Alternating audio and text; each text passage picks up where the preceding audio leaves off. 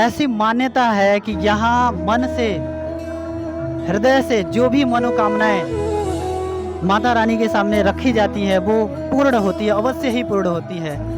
यहाँ के सभी श्रद्धालु और भक्तजनों का ऐसा विश्वास है। तो ये दृश्य आपको अभी जो है हमारे कैमरामैन ने दिखाया।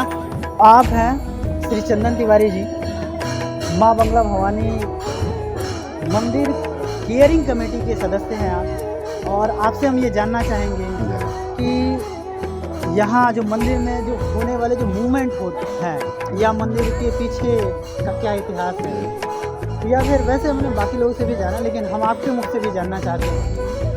और यहाँ का जो आध्यात्मिक पक्ष है, यहाँ का जो चमत्कारिक पक्ष है, या फिर यहाँ पहले क्या हो चुका है, और ये कब यहाँ मंदिर ऐसे बना, ये कब अस्तित्व में आई माता जी, इन सब के बारे में हम आपसे जानना चाहेंगे। ये माँ हमारी माँ बंगलामुखी भवानी है, जो बंगला देवी के नाम से जाना जाता है। यह स्थान बंगला भवानी देवी के नाम से सुप्रसिद्ध है। यहाँ हमारे पूर्वजों की जानकारी के हिसाब से हमने सुना है अपने पूर्वजों से कि एक बार बहुत पहले जब ब्रिटिश की लड़ाई हुई थी, उस समय एक ऋषि ने माँ बंगला भवानी का तपस्या करके माँ बंगला भवानी का उत्पत्ति यहाँ किया। माँ बंगला भवानी यहाँ खुद प्रकट हुई, स्वयं प्रकट हुई। उसके बाद माँ बंगला भवानी स्थापित नहीं किया, माँ बंगला भवानी आह्वान किया, माँ बंगला भवानी यहाँ उत्पत्त हुई। उसके बाद युद्ध हुआ, युद्ध में यहाँ के लोग विजयी घोषित हुए, और यहीं माँ बंगला भवानी का यहाँ नारायणी नदी है, यहाँ बगल में ही माँ नारायणी नदी है। वहाँ उनका भी बहुत बड़ा प्रकोप था, जो माँ के प्रभाव से शांत हुई, और उस समय से माँ का सुप्रसिद्ध यहाँ के विख्यात मंदिर है, प्रसिद्धि बढ़ी। और जो भी भक्त यहाँ माँ के यहाँ अपना मनोकामना लेके आता हो वो माँ पूर्ण करती हैं। और यहाँ आज के भी डेट में बताया जाता है, अभी हम लोग भी एक बार बहुत पहले निशा पूजा हो रहा था, एक एकदम लंबी सी औरत आके यहीं बैठ गई थी, और हम लोग और हम लोग यहाँ पे उनके पास जानकारी लिए, लेकिन उनका बाल पूरा वो था, वो कुछ जानकारी नहीं दी। पूजा पाठ हुआ, उसके बाद निकली बाहर जाने के बाद उनको पता ही नहीं चला कि कौन थी, अद्वित हो गई। ये बिल्कुल यहीं की बात है। हम थे, ये था मतलब हम लोग 50 लोग जो कमेटी के निशा पूजा कर रहे थे रात में, वो सब लोग थे। और उसके पहले भी माँ के यहाँ आइए तो आपकी जो भी मनोकामना होती है वो माँ पूरा करती है। माँ बंगलामुखी भवानी है, ये माँ बंगलामुखी का खुद उत्पत्ति आह्वान पे माँ उत्पत्त हुई हैं। भक्तजन भी यहाँ कितने अनुशासित हैं। देखिए, किसी तरह की कोई सिक्योरिटी ना होने के बावजूद भी यहाँ आपको सभी एक कतार में खड़े हुए मिलेंगे, और बिना किसी धक्का मुक्की के पूरी तरह से अनुशासित। ये होता है अनुशासन। कोई भी आयोजन होता है उसमें बिना किसी शासन प्रशासन की व्यवस्था के, बिना अनुशासन के वो क्रियान्वित या उसको संपन्न नहीं कराया जा सकता। और इसी कड़ी को आगे बढ़ाते हुए अभी मेरे साथ खड़े हैं श्री राकेश यादव जी। मैं जब सवेरे आया अपने कैमरामैन के साथ तो मैंने देखा कि यहाँ काफ़ी भाग दौड़ में थे, और देख रहे हैं अभी इनकी दशा क्या है। तो इनका बड़ा योगदान मैंने देखा कि शासन व्यवस्था अनुशासन बनाने में यहाँ लगा रहा। तो मैं ये जानना चाहूँगा कि इतनी बड़ी क्राउड को, इतनी बड़ी भीड़ को आपने किस तरह से संभाले रखा, किनका सहयोग लिया, और किस तरह से ये कार्य संपन्न आपने करा, जबकि अभी हम समापन किए। पहला बात तो मैं बताना चाहूँगा कि जो भी हमारे कमेटी में यानी सदस्य हैं, वो मुझे अपना यानी फुल पावर, जैसे खिलाड़ी खेलता है उसी जुग से ये लोग मुझे सपोर्ट करते हैं। और माननीय हमारे यहाँ के मठाधीश या अध्यक्ष बलिदास साधु जी हैं, वीरेंद्र तिवारी जी हैं, राजेश राय जी हैं, राजू सोनी जी हैं, विजय हलवाई जी हैं, अकलू शाह जी हैं, जितेंद्र जी हैं। ये सब आदमी मुझे यही कहते हैं कि प्रशासन की ज़रूरत हम लोग को न पड़े, और इस टीम में मुझे लोग बहुत सहयोग करते हैं। मैं भी उन लोग के साथ अपना अच्छा से काम करता हूँ, ईमानदारी निभाता हूँ, और ईमानदारी निभाते हुए अपना मैं काम जो भी करता हूँ अच्छा करता हूँ। और दूसरी बात रहा बंगला माँ के, तो इनका असीम कृपा है कि जो यहाँ अपना मन्नत को मांगता है वो पूरा हो जाता है।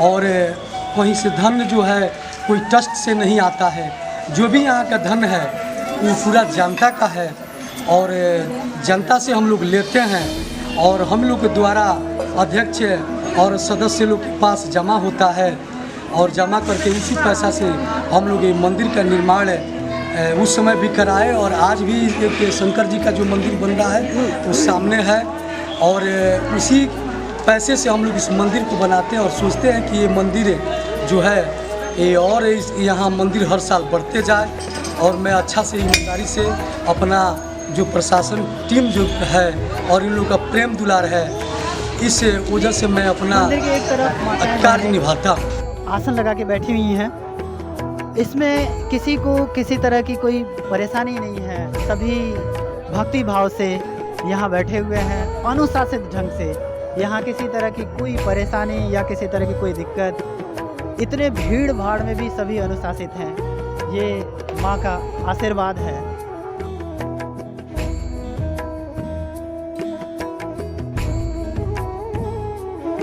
तो माता रानी की कृपा से सब जनता जनार्दन के सहयोग से हम माई के सेवा में कमेटी की तरफ से सहयोग मिला या मदद मिलता है आज भी है।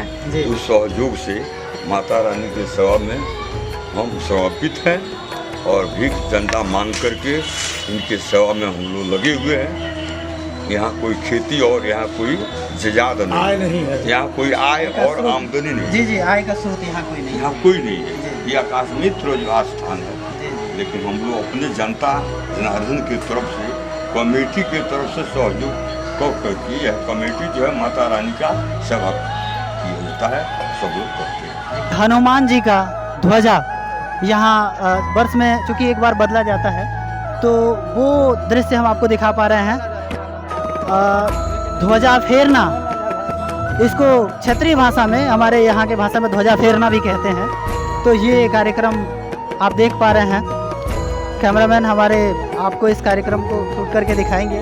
तो अब हम आपको ले चल रहे हैं जहाँ भक्तों और श्रद्धालुओं की मनोकामनाएं पूर्ण हो जाने के बाद माता रानी के लिए शुद्ध आटे और शुद्ध सरसों के तेल में बनी हुई पूड़ियाँ, एक विशेष प्रकार की ये रोटियाँ होती हैं, पूड़ियाँ होती हैं, वो माता जी को चढ़ाया जाता है। माताओं बहनों के पास हम लेके चलेंगे जहाँ विशेष प्रसाद तैयार किया जा रहा है।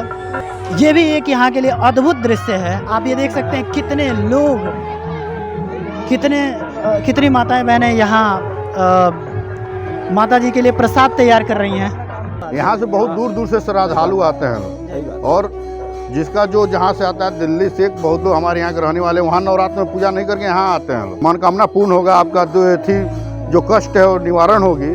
तो माँ के यहाँ आए और हुआ तो माँ के यहाँ आज भी आते हैं, बहुत सारे भक्त आते हैं। आप देखे होंगे आज सुबह हमारे यहाँ भक्तों की असीम माँ की कृपा है, सारे भक्त आते हैं, पूजा पाठ करते हैं, कढ़ाई चढ़ाते हैं, अपना जो मन्नत होता है, जो भी बल्ली वली होता है वो लोग अपना चढ़ाते हैं। उसके बाद माँ के यहाँ 9 दिन पूजा होता है। जो भी माँ के यहाँ बंगला मुखी भवानी है, इनके यहाँ बंगला का उपासना होता है, बंगला देवी का, और इनको माँ बंगला देवी कहा जाता है। और इनकी असीम कृपा है इस क्षेत्र पे।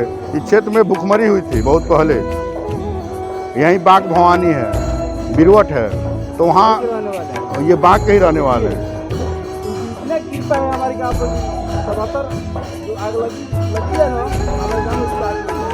कई बार आग लगी और कुछ नहीं हो पाया। ये माँ की कृपा है, माँ की कृपा अपनी पार है उसमें। तो नहीं आता है, हमारे यहाँ कोई भी आपदा नहीं आता है। इस गांव में माँ की वजह से आज तक कोई आपदा नहीं हुआ। शुक्र।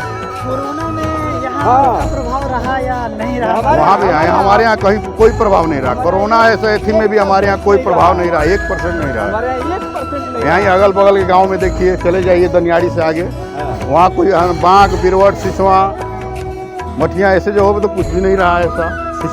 यहाँ माँ का स्थान है और माँ जब खुद यहीं स्थापित है।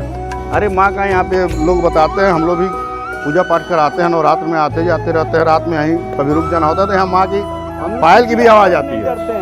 ऐसा लगता है कि माँ यहाँ है, माँ घूम रही हैं। बताइए। माँ बांग्ला भवानी की कृपा से हम लोग क्षेत्र में घूम करके ठंडा वगैरह मांगते हैं और उसी के हिसाब से यहाँ पर शुद्धिकरण किया जाता है। जो व्यवस्था में कमी होता है कमेटी अपने पास से वहन करती है। ये सुंदरीकरण कार्य कब से शुरू हुआ यहाँ? 2015 से। 2015